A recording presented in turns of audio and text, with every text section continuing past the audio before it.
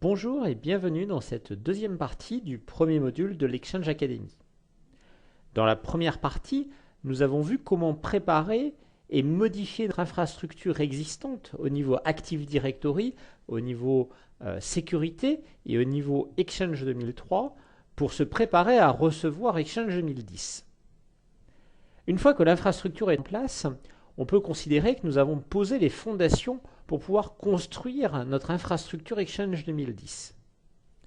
Et une fois que les fondations sont réalisées, la première chose à faire consiste à poser les murs extérieurs, ce que nous pouvons identifier comme étant l'installation des binaires de Exchange 2010. Je suis Damien Carreau, architecte infrastructure, et je vais vous guider à travers les prochaines minutes à travers l'installation des binaires d'Exchange 2010 sur le premier serveur de notre infrastructure. Sans plus attendre, je vous propose de passer sur mon serveur de démonstration pour procéder à l'installation de notre premier serveur Exchange 2010.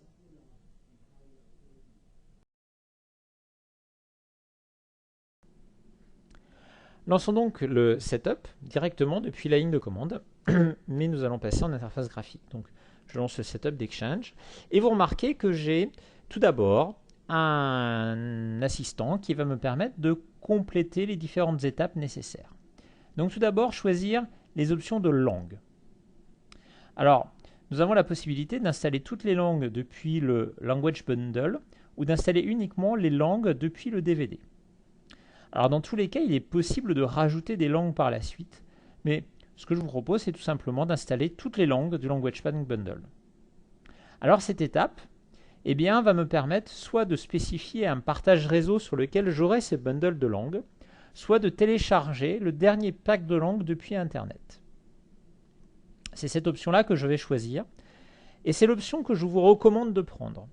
En effet, le pack de langues va être mis à jour régulièrement depuis Internet, et cette opération, en tout cas ce téléchargement depuis Internet, vous assure d'avoir la version la plus à jour possible des différents packs de langues. Alors, dans une infrastructure d'une taille, encore une fois, relativement conséquente, c'est probablement pas le choix que vous allez faire parce que vous préférez avoir quelque chose de très standardisé. Par contre, dans une infrastructure de petite taille, où vous n'avez pas la possibilité de revenir faire des mises à jour régulièrement, c'est une option qui est tout à fait acceptable pour être sûr d'avoir la version la plus à jour possible le jour de l'installation et ensuite faire des mises à jour régulières. Donc cette installation prend, vous remarquerez, quelques instants, parce qu'il faut télécharger l'ensemble des binaires et ça prend quelques dizaines de mégaoctets. Je vous propose de se retrouver juste à la fin de l'installation, la fin du téléchargement de ce pack de langues pour procéder à la suite de l'installation.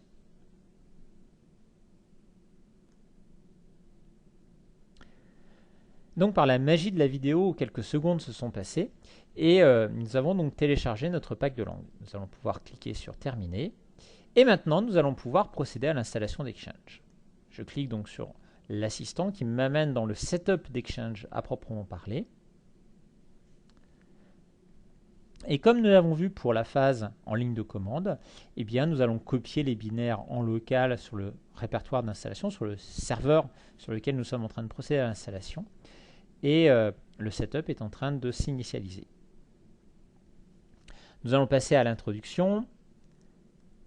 Ensuite, nous acceptons l'accord de licence. Je vais laisser les valeurs par défaut pour la remontée d'erreur.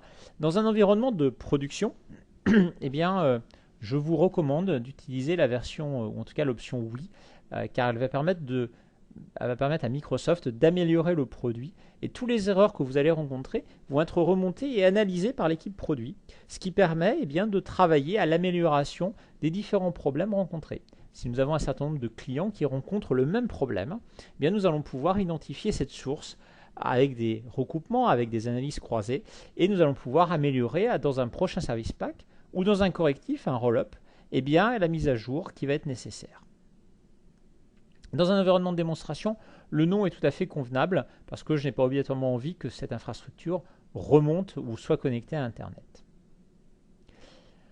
Ensuite, j'ai le choix de deux options, de deux types d'installation. J'ai l'installation dite typique sur laquelle nous allons installer le rôle Hub Transport, accès client Mailbox et les Management Tools, donc les outils d'administration, où j'ai l'option de faire une installation personnalisée, où je vais pouvoir choisir parmi l'ensemble des 6 rôles d'Exchange, pardon, les 5 rôles d'Exchange 2010 et les outils d'administration. Je vais préférer l'option personnalisée pour vous montrer un élément de l'assistant. Je vais cliquer sur suivant. Et là, je vais pouvoir choisir les différents rôles que je veux utiliser. Alors, si vous avez lu la documentation ou si vous avez lu le document de la Exchange Academy, eh bien, vous avez pu remarquer que le rôle Edge Transport est exclusif. Et en effet, lorsque je clique sur le rôle Edge Transport, les autres rôles deviennent grisés. Alors, ce n'est pas le rôle que je veux installer. Moi, celui que je veux installer, c'est le rôle Mailbox, Client Access et Hub Transport. Alors, ce sont effectivement les rôles typiques d'une installation d'Exchange, c'est-à-dire que j'aurais pu choisir l'option d'installation typique qui m'était proposée au début de mon assistant. Je vais cliquer sur suivant.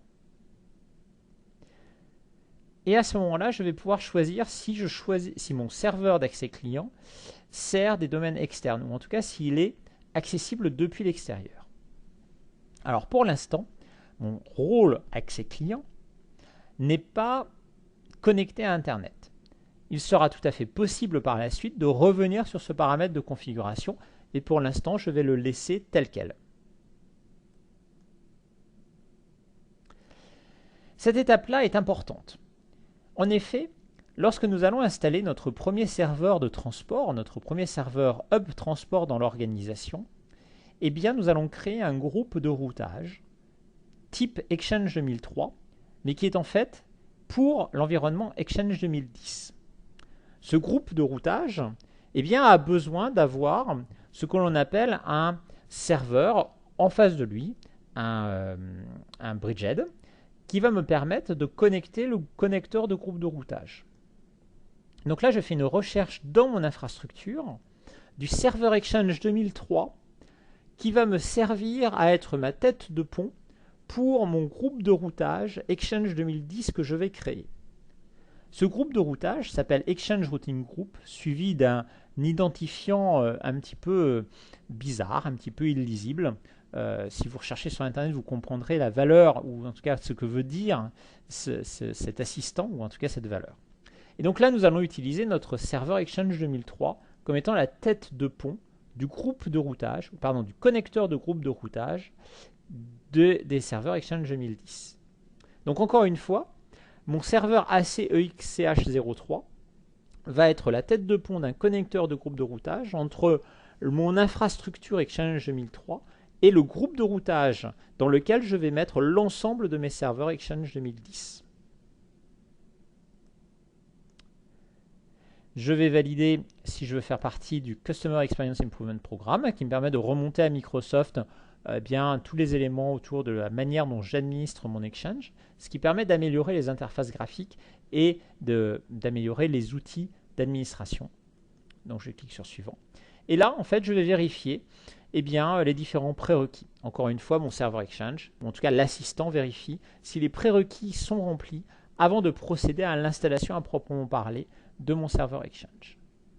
Alors ce que je vous propose, eh bien, c'est comme tout à l'heure, les processus d'installation mettent un certain processus de vérification des prérequis mettant un certain temps. Eh bien, je vous propose de se retrouver juste à la fin de la vérification de ces prérequis et on verra pour la phase suivante l'installation en tant que telle d'Exchange 2010 sur ce serveur.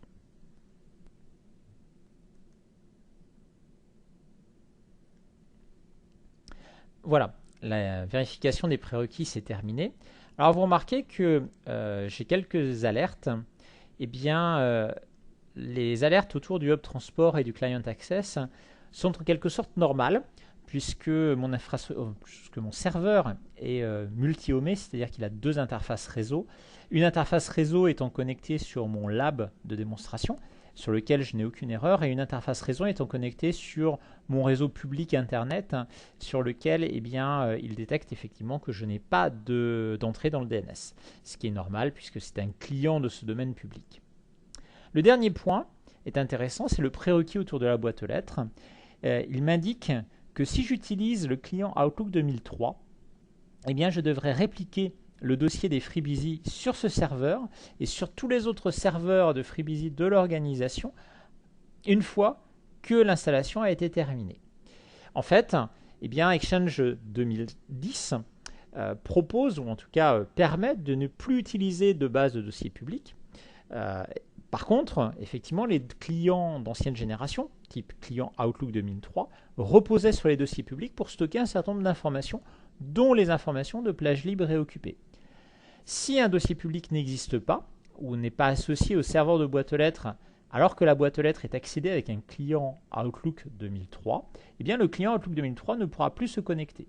Il faut donc avoir des dossiers publics avec Exchange 2010 si jamais vous avez prévu d'utiliser des clients Outlook 2003. C'est chose que nous ferons bien évidemment pour vous montrer comment faire cette réplication de dossiers publics vers Exchange 2010. Procédons maintenant à l'installation.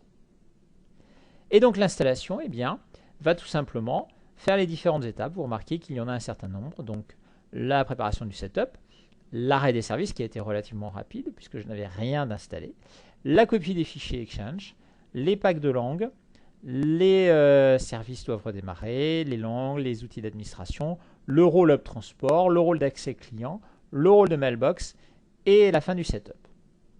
Alors l'ensemble de cette étape va prendre bien évidemment un temps certain. Et plutôt que de vous laisser en attente devant cet assistant d'installation, eh bien, je vous propose de se retrouver au moment où nous serons dans la finalisation du setup de mon infrastructure. A tout de suite.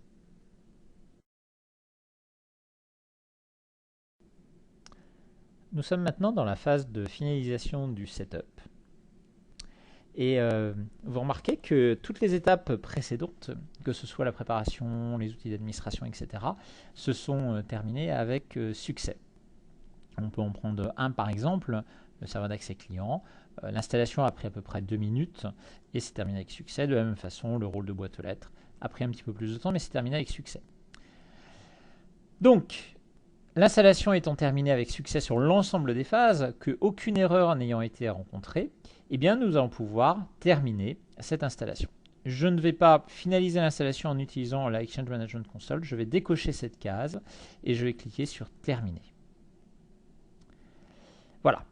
L'installation est terminée. L'installation des binaires à proprement parler est terminée. L'étape suivante consisterait à télécharger les mises à jour critiques pour Microsoft Exchange, chose que je vais faire puisque mon serveur est connecté sur Internet. Et en fait, je vais ni plus ni moins que sur Microsoft Update et je vais pouvoir faire une mise à jour à ce moment-là, vérifier si j'ai des mises à jour critiques pour Exchange 2010 et apparemment non, je n'ai rien d'installé, je suis complètement à jour au niveau de mon système. Je vais pouvoir terminer cette interface et une bonne pratique avant de terminer, c'est de redémarrer le serveur. Mais avant de redémarrer mon serveur Exchange 2010, je vous propose de jeter un coup d'œil sur mon serveur Exchange 2003. Je vais lancer le System Manager et ce que je voulais vous montrer se trouve au niveau des différents groupes administratifs.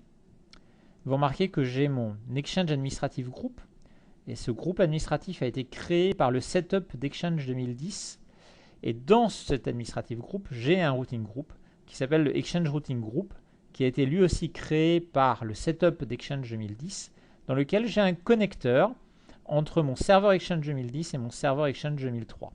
Je vais pouvoir regarder les propriétés. Et là, effectivement, il me dit que, attention, je dois être en version 8.0 pour pouvoir modifier ou éditer cette propriété. Je regarde, bien évidemment, je suis connecté entre le First Routing Group et mon serveur Exchange 2010.